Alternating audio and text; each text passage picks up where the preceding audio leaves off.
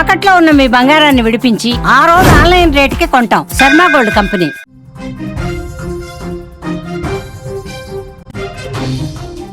Breaking news చూస్తున్నాం. Honeymoon murder కేసులో దిమ్మ తిరిగే నిజాలు బయటకు వస్తున్నాయి. రాజ్ కుష్వాహాతో ప్రేమలో ఉంది సోనం. అదే టైంలో రఘువంశీతో పెళ్లి చేశారు పెద్దలు. పెళ్ళైన దగ్గర నుంచి రఘువంశీని చంపేందుకు ప్లాన్ చేస్తూనే ఉంది.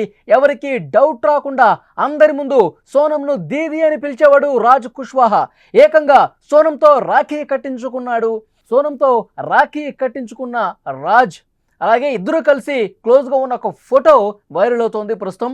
హనీమూన్ మర్డర్ మిస్టరీ కేసులో తవ్వే కొద్దీ దిమ్మ తిరిగే నిజాలు బయటకు వస్తున్నాయి. రాజ్ కుష్వాహాతో సోనం ప్రేమలో ఉండగా అదే టైంలో రఘువంశీతో పెద్దలు పెళ్లి చేశారు. ఇష్టం లేని పెళ్లి చేసుకున్న సోనం పెళ్ళైన మొదటి రోజు నుంచే రఘువంశీని చంపేందుకు ప్లాన్ చేసింది. ఈ నేపథ్యంలోనే ప్రియుడితో కలిసి రఘువంశీ మర్డర్కు స్కెచ్ గీసింది. ఇదిలా ఉంటే సోనం ఇంటికి ప్రియుడు వచ్చి పోయేవాడు. అయితే ఎవరికి అనుమానం రాకుండా సోనంను రాజు దీది అని పిలిచేవాడు. ఏకంగా సోనంతో రాఖీ కట్టించుకున్న రాజ్ ఎవరికి అనుమానం రాకుండా జాగ్రత్త కూడా పడ్డాడు. అంటే అందరి ముందు వాళ్ళు ఒక బ్రదర్ అండ్ సిస్టర్స్లా ఉండేవాళ్ళు. అందరూ ఉన్నప్పుడు ఇది బ్రదర్ అండ్ సిస్టర్స్, ఈమెమో బ్రదర్ అని పిలవటం, బ్రో అని పిలవటం, అతనేమో సిస్టర్ అని పిలవటం, ఇదంతా నడిచేది అందరి ముందు. 3 సంవత్సరాలుగా ఈ వ్యవహారం ఇదే విధంగా నడిచింది. అయితే సోనంను దీది అని పిలవడంతో ఎవరికి పెద్దగా అనుమానం రాలేదు. అదే ముసుగులో వారు అత్యంత సన్నిహితంగా ఉండేవారు.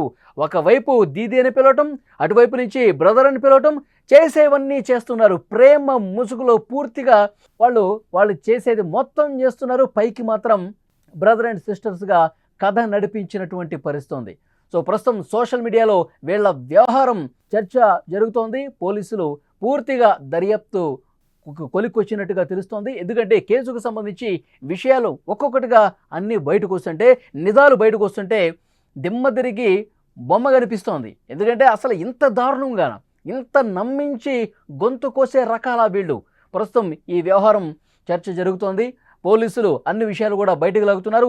సోనం ఏం చేసింది, సోనం ఏ విధంగా ఈ మర్డర్కు ప్లాన్ చేసింది, ఈ విషయాలన్నీ కూడా బయటకు వస్తున్నాయి. సోనం ఎంత దారుణంగా ప్రవర్తించిందంటే కేవలం పెళ్ళైన తర్వాత 4 రోజుల్లోనే ఈ మర్డర్కు స్కెచ్ గీసినట్టుగా తెలుస్తోంది. మే 11వ తారీఖు వివాహం అయింది రఘువంశీతో. వివాహం అయిన తర్వాత మే 20 తారీఖున వాళ్ళు మేఘాలయ హనీమూన్ ప్లాన్ చేశారు. మేఘాలయకి వెళ్ళిన తర్వాత సుపారీ గ్యాంగ్తో మాట్లాడుకుని వాళ్ళకు డబ్బులు ఇచ్చి అత్యంత దారుణంగా మర్డర్ చేయించినట్టు పరిస్థితుంది. ఆ తర్వాత వెంటనే అక్కడి నుంచి సోనం వచ్చింది, ప్రియుడు రాజ్ కుష్వాహాను కలిసిన తర్వాత వాళ్ళు ఒక అద్దె గది కూడా తీసుకుని ఉన్నారు. అక్కడే ఎటువైపు మనం వెళ్ళిపోవాలి, ఎట్లా మనం తప్పించుకోవాలి, ఈ వ్యవహారం మొత్తం ప్లాన్ చేసుకున్నట్టుగా తెలుస్తోంది. ఎందుకంటే ఈ విషయాలన్నీ కూడా పోలీసులు ఒక్కొక్కటిగా బయట పెడతా ఉన్నారు, ఇన్వెస్టిగేట్ చేస్తూ ఉన్నారు. సోనం చేసిన తప్పును ఈరోజు పూర్తిగా ఒప్పుకుంది. సోనం వ్యవహారం మొత్తం కూడా ఇప్పుడు బయటికి తెలిసిపోయింది. పోలీసులు ప్రతి ఒక్క విషయాన్ని కూడా బయటికి కక్కిస్తున్నారు. ఒక క్లియర్గా సమాచారం ఏం తెలుస్తుందంటే పోలీసుల దర్యాప్తులో పెళ్లికి ముందే వాళ్ళ తల్లిదండ్రులకు క్లియర్గా చెప్పేసింది సోనం, నాకు ఈ పెళ్లి ఇష్టం లేదు. ఒకవేళ మీరు బలవంతంగా ఈ పెళ్లి చేస్తే నేను ఏదో ఒక సమయంలో కక్ష తీర్చుకుంటాను. నేను పెళ్లి చేసుకున్న అతనికి పూర్తిగా మూడిపోతుంది. నేను ఏమైనా సరే చేసి అతన్ని వదిలించుకుంటాను.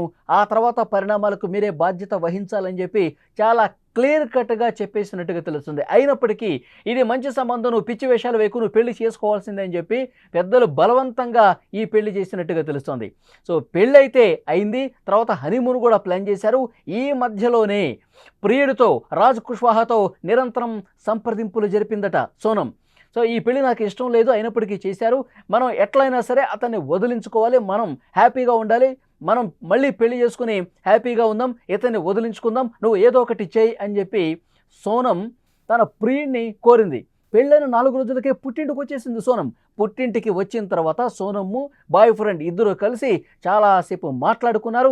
ఏ విధంగా ప్లాన్ చేయాలి, 20వ తారీఖు నువ్వు హనీమూన్కి తీసుకెళ్ళు, నేను ఇక్కడ సుపారీ గ్యాంగ్ని మాట్లాడతా, సుపారీ గ్యాంగ్ని పూర్తిగా వాళ్ళకి డబ్బులన్నీ ఇచ్చేసి ఆయుధాలు కూడా నేనే సప్లై చేస్తా, డబ్బులు నేనే సప్లై చేస్తా, ఆ సుపారీ గ్యాంగ్తో నీ భర్తను లేపించేద్దాం, నీ భర్తను ఈ భూమి మీద లేకుండా చేసేద్దాం, నువ్వు మాటల్లో పెట్టి ఒక పెద్ద లోయ దగ్గరికి తీసుకురా, అప్పుడు మన వాళ్ళని నేను పంపిస్తాను, మనం చంపించేద్దాం అని చెప్పి ఒక పక్కా ప్లాన్ ప్రకారం ఒక పకడ్బందీగా పెళ్ళైన తర్వాత ఆ భర్త ఎవరైతే చేసుకున్నాడో రఘువంశీ ఎన్నో కలలు కనుంటాడు. తన జీవితం అందంగా ఉండబోతుంది, మంచి భార్య దొరికింది, నేను ఇక హ్యాపీగా నా లైఫ్ను లీడ్ చేయొచ్చు, సంసారం చాలా బాగా ఉంటుంది. మధ్యప్రదేశ్లో ఇండోర్లో ట్రాన్స్పోర్ట్ వ్యాపారి, ఒక ఉన్నతమైన కుటుంబానికి చెందినటువంటి వ్యక్తి రఘువంశీ సోనంను పెళ్లి చేసుకుని పెద్ద తప్పు చేశాడని చెప్పి ఇప్పుడు ఆ కుటుంబ సభ్యులు ఆవేదన భరితమవుతున్నారు, కన్నీళ్లు పెట్టుకుంటున్నారు. సోనం లాంటి ఒక అసలు ఏమనాలో కూడా అర్థం కాని పరిస్థితి, ప్రియుడి మోజులో పడి ఏ పాపం తెలియనటువంటి అభంశుభం తెలియనటువంటి ఒక అమాయకుణ్ణి చాలా దారుణాతి దారుణంగా చంపించారంటే ఇంతకంటే దారుణం ఇంకోటి ఉంటుందా? ఆ సోనంకి కఠినంగా శిక్ష పడాలి. సోనం లాంటి వాళ్ళు ఈ ప్రపంచంలో ఉండడానికి వీలేదు. అసలు రఘువంశీ కుటుంబ సభ్యులు కాదండి, అసలు సోనం బ్రదరే చెప్తా ఉన్నాడు. సోనం బ్రదర్ చాలా స్పష్టంగా చెప్తా ఉన్నాడు. సోనంకి సంబంధించిన ఒక్కొక్క విషయం బయటకు వస్తుంటే సోనం ఈ హత్య చేసిందన్న విషయం తను నేరుగా ఒప్పుకుంది. పోలీసుల దర్యాప్తులో కూడా చాలా క్లియర్గా బయటకు విషయాలు వస్తున్నాయి. తనను ఉరి తీసినా తప్పు లేదు, సోనంతో మేము పూర్తిగా సంబంధాలు తెంచుకుంటున్నాం, సోనంను ఉరి తీయాల్సిందే అని చెప్పి సోనం బ్రదరే చెప్తున్నాడంటే ఎంత దారుణమైనటువంటి సిచ్యువేషన్ అక్కడ ఉందో, సోనం ఎంత దారుణమైనటువంటి పరిస్థితిని అక్కడ క్రియేట్ చేసింది అనేది కూడా ఇక్కడ మనం అర్థం చేసుకోవచ్చు. సో డెఫినెట్గా సోనం లాంటి వాళ్ళు ఇంకా ఈ భూమి మీద చాలామంది ఉండే ఉంటారు, కానీ వాళ్ళని పసిగట్టలేం. వాళ్ళ మైండ్ సెట్, వాళ్ళ ఆలోచనలు, వాళ్ళు ఏదైనా అనుకుంటే తమకు నచ్చకపోతే ఎంత దారుణానికైనా ఒడిగడతారు అనటానికి ఇది ఒక ప్రత్యక్ష నిదర్శనంగా ఉంది. ప్రియుడు రాజు కుష్వాహా, సోనం ఇద్దరు కలిసి ఎంతకు బరి తెగించారో చూడండి. ఒకవైపు పెద్దలు కూడా చేసింది చాలా తప్పే, ఎందుకంటే ఇష్టం లేని పెళ్లి ఒకవైపు చేస్తున్నారు. తను హెచ్చరిస్తూనే ఉంది, నాకు ఈ పెళ్లి ఇష్టం లేదు, రఘువంశీ నాకు ఇష్టం లేదు, నేను రాజు కుష్వాహాతో అని పేరు చెప్పకపోయినప్పటికీ పెళ్లి ఇష్టం లేదని చెప్తా ఉంది.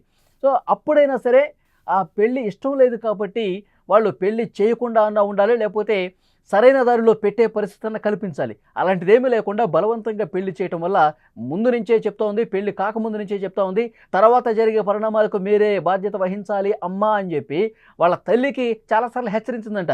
ఈ విషయం కూడా రఘువంశీ బ్రదర్ చెప్తా ఉన్నాడు పోలీసులకి. సో డెఫినెట్గా 3 సంవత్సరాలుగా ప్రేమ ముసుగులో వీళ్ళందరూ ఉన్నారు. అందరి ముందు అన్నా చెల్లెళ్ళుగా నటించారు, లేదంటే అక్కా తమ్ముడుగా, బ్రదర్ అండ్ సిస్టర్స్గా నటించినటువంటి పరిస్థితి. అది ఎవరు లేనప్పుడు వాళ్ళ ప్రేమ కార్యకలాపాలు జరిగేవి, సరస సలాపాల్లో తేలేవాళ్ళు, ప్రేమ ముసుగులో కానిచ్చాల్సినటువన్నీ కానిచ్చేసి ఒక అమాయకుడిని బలి తీసుకున్నటువంటి పరిస్థితి ఉంది. సో పోలీసులు ఇన్వెస్టిగేషన్ కొలికొచ్చింది.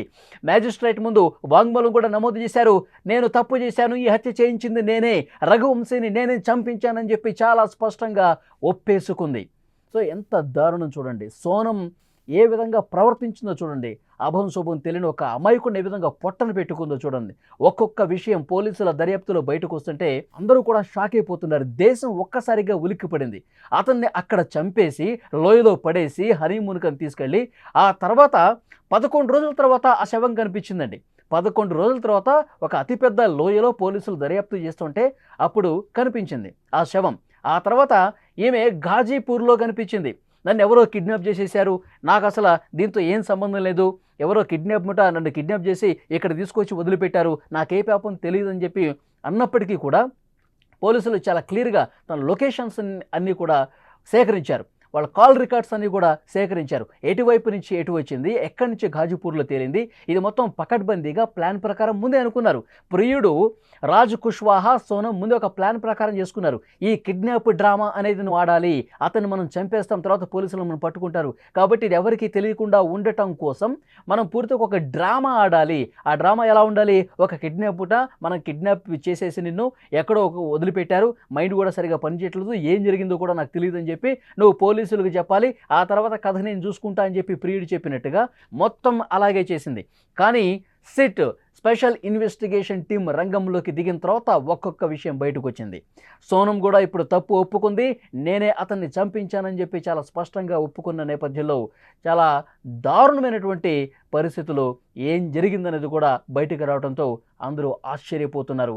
ఇలాంటి దారుణమైనటువంటి మహిళలు కూడా ఇంకా ఈ భూమి మీద ఉన్నారా అని అందరూ కూడా ముక్కున వేలేసుకుంటున్నటువంటి పరిస్థితి.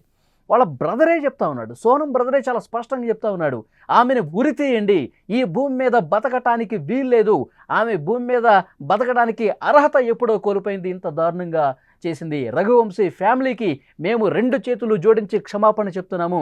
అసలు మా ఫ్యామిలీలో ఉండకూడనటువంటి మహిళ సోనం రూపంలో ఉంది, ఇప్పుడు మేము చాలా బాధపడుతున్నాం అని చెప్పి వాళ్ళ బ్రదర్ కూడా చెప్తున్నాడంటే సోనం ఎంత పెద్ద తప్పు చేసింది. ఒక అమాయకుడి ప్రాణాలు తీసి నీకు పెళ్లి ఇష్టం లేకపోతే ఆ ప్రియుడితో కలిసి వెళ్ళిపోవాల్సింది, ఎక్కడికైనా దూరంగా వెళ్ళి బతకాల్సింది. కానీ ఒక అమాయకుడిని చంపే హక్కు ఎవరిచ్చారు? ఈ విషయానికి సంబంధించి పూర్తి స్థాయిలో చర్చ జరుగుతుంది. పోలీసులు అన్ని విషయాలు కూడా బయటపెట్టారు. మ్యాజిస్ట్రేట్ ముందు వాంగ్మూలం కూడా నమోదు చేసినటువంటి పరిస్థితి ఉంది. మన విజువల్స్లో చాలా స్పష్టంగా చూడొచ్చు. పెళ్లి జరుగుతున్నటువంటి ఆ వీడియోలు మనకు కనిపిస్తున్నాయి. ప్రియుడితో ఉన్న ఫోటో కూడా లెఫ్ట్ సైడ్ బాక్స్లో మీరు చూస్తున్నారు. సోనం ప్రియుడితో క్లోజ్గా ఉన్న ఫోటో మీరు చూస్తూ ఉన్నారు. రైట్ సైడ్ పెళ్లి జరిగేటప్పుడు ఉన్నటువంటి ఆ విజువల్స్ కూడా మనం చాలా స్పష్టంగా చూడొచ్చు. ఏ విధంగా ప్రేమ చూపించింది చూడండి. ఇష్టం లేని పెళ్లి చేసుకుంటూ ముందే అనుకున్న ప్రకారం అతన్ని చంపించాలన్నటువంటి కుట్ర మనసులో పెట్టుకుని ఏ విధంగా పెళ్లి చేసుకుంటుందో సోనం ఇక్కడ చాలా స్పష్టంగా చూడొచ్చు. పెళ్ళైన 4 రోజులకే వచ్చేసింది. ఇంటికి వచ్చేసి సోనంని రహస్యంగా కలిసి ఇతన్ని ఏ విధంగా మనం లేపేసేయాలి, ఇతను నాకు ఇష్టం లేదు, ఇతను పోతే గనక, ఇతన్ని భూమి మీద లేకుండా చేస్తే గనక మళ్ళీ మనం కలిసి హ్యాపీగా జీవించవచ్చు, మనం ఎటైనా దూరంగా వెళ్ళిపోయి బతుకుదాం అని ఒక ప్లాన్ వేసి సుపారీ గ్యాంగ్తో మాట్లాడి మర్డర్ చేపించిందంటే ఈ సోనం ఎంత కిలేడి అనేది ఇక్కడ మనకి అర్థమవుతుంది. ఒక్కొక్క విషయం బయటకు వస్తుంది. నిజాలన్నీ కూడా బయటకు వచ్చేసరికి దేశం మొత్తం కూడా షాక్ అవుతుంది. ఇండోర్లో మంచి వ్యాపార కుటుంబానికి సంబంధించినటువంటి వ్యక్తి రఘువంశీ. ఇండోర్లో ట్రాన్స్పోర్ట్ వ్యాపారం, ఆ ఫ్యామిలీకి చాలా మంచి పేరుంది.